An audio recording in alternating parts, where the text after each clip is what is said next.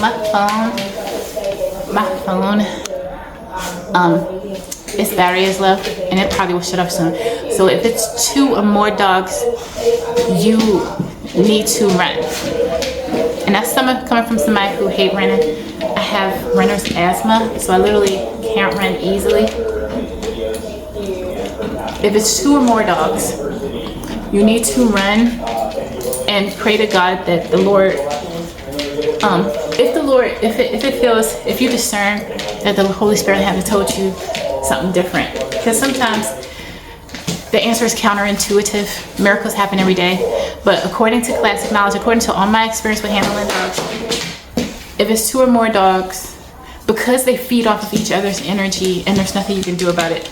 The dog is simply feeding off of your energy, okay? But if it's 2 or more dogs, you could literally, don't use your mouth. If it's 2 or more dogs like that over there, he just used his mouth, right? He played with me in an inappropriate way and I corrected him because he put his mouth right here, right? Something he hardly ever does, by the way. So yes, you keep your eyes open, okay? And if you're not willing to keep your eyes open with this breed, you don't. If you're gonna let stuff like that slide, or not even, or worse, not even notice that it happened, so it can build, you don't get this breed. You don't do it, okay? But if it's 2 or more dogs, what could happen like with that is they're constantly doing that and you're being tested. But if you're clueless and you shouldn't have the dogs to begin with, and you don't even realize you're being tested, and that's building over time, and you don't know that these 2 dogs are assessing you, and then if you just run into them and this is what they are doing, right? They're feeding off each other, and so you could have the calmest reason why we say you need to run. This is one situation where I'm advising you to run, and you need to not stop until you are safe. You notice how somebody say they run and they look back? This is the breed. If it's 2 or more, you do not look back. You do not try to assess if you've gotten away. If you are still alive and they haven't got you or got you down on the ground, that's enough. That's already a blessing. You do not look back to ascertain if you have gained on them. You run until you are safely away from them, because when they can feed off of each other, you could be the calmest person, you could do everything right, but because they are feeding each other energy and bouncing energy off of each other, they will kill you, right? If under the right circumstances. And it could be dogs with no history whatsoever. Some would say that most maulings happen with dogs that have no history, meaning that there was no reason for the dog to be, legally mandated to always be on a leash, legally mandated to be in a stronger cage, legally mandated to be in the house, right? Or only be out the house in a muzzle, right? Most maulings occur with dogs, more than likely, who don't have a history, because you have dogs that out here every day, and the only thing that it takes is to get away from a capable handler, or to have or be placed with someone who is not a capable handler. So the dog is throwing signs. By the time it waked up in the morning, I'm telling you, a pit bull can throw signs that it's not safe to be out in public from the time it wakes up in the morning. How is that? From the time that is how it is being fed, how it's receiving its food, from the look in its eyes, it's throwing off signals that I am not okay to be in public. And if you're not a capable handler, if you miss cues, if you miss signals, if you are completely oblivious, there are people who go out, they take the dog outside into the public, who has been throwing off all kinds of signals, aggressive signals with feeding, aggressive play signals, and been allowed to, and you do not play this is a breed where you do not play inappropriately. If you finish playing with the dog before you take it into a public scenario, if you're going to be responsible, you take the dog and make the dog be calm. Until the dog has been calm for at least 5 minutes, but I would add, if possible, I know it's not, possible sometimes, but ideally like 30 minutes to an hour, the dog acting like this, because the dog is the same dog. For those of you who don't mind hearing truth drop, the dog is the same dog. This dog is the same dog that can maim and kill. But one situation is a person who is handling the dog responsibly because she knows that the dog needs to be managed, and the other is someone who is completely clueless and will take the dog, and the dog has just finished pulling on her ponytail, and the dog has just finished growling during the feeding, and she takes this dog to the dog park, or he takes this dog out to meet you and your kids. And you and your kids, the dog is wagging its tail and stuff, and your kids are asking if you can pet the dog. But meanwhile, you didn't know that the dog growled during feeding, and you didn't know that she just finished working the dog, and there's nothing wrong with this.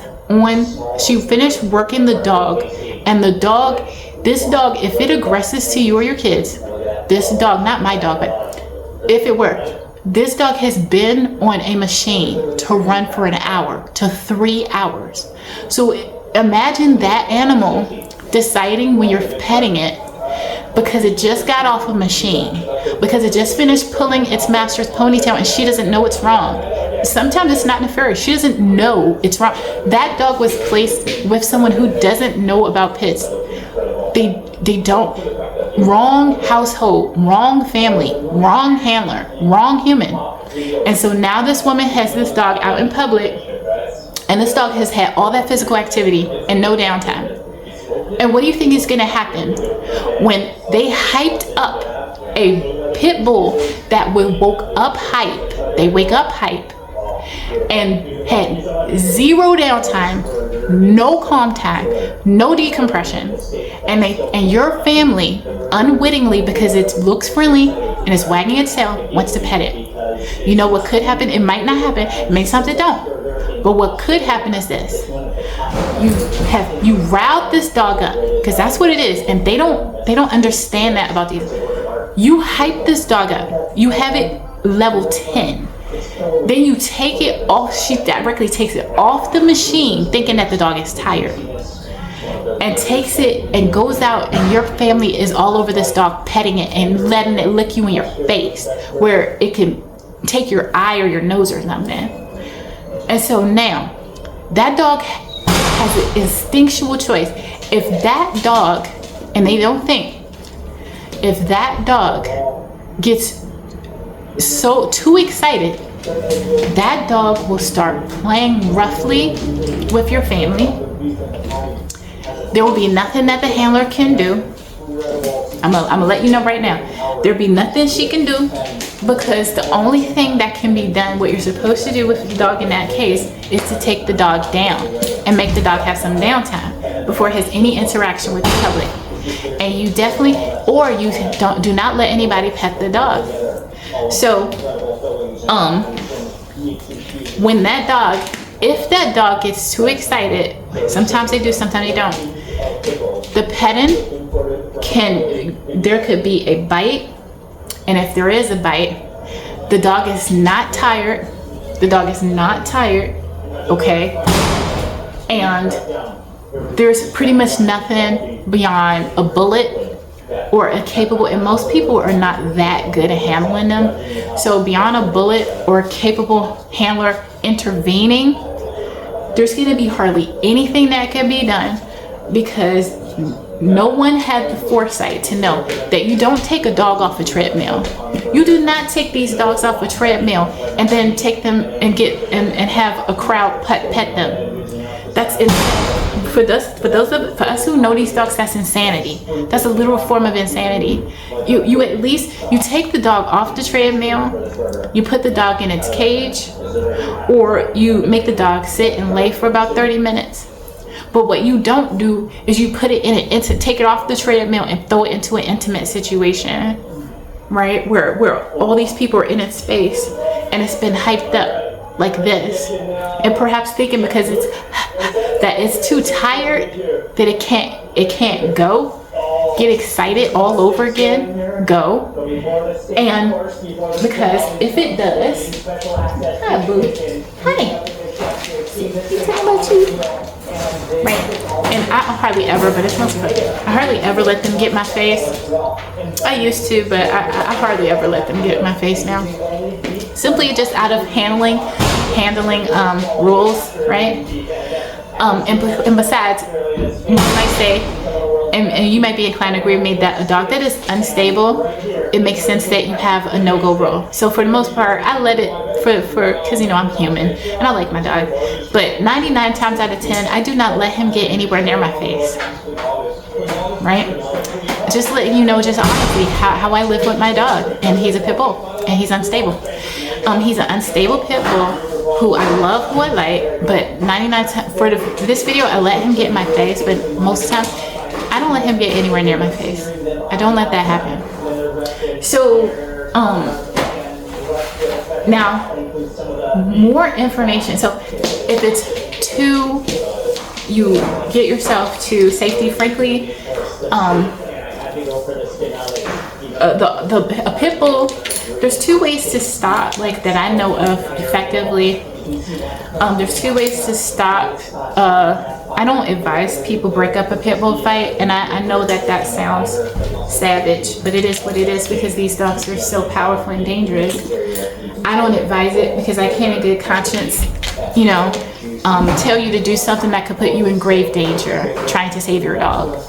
So from one dog handler to another, if you decide to get this breed, I'm not going to give you permission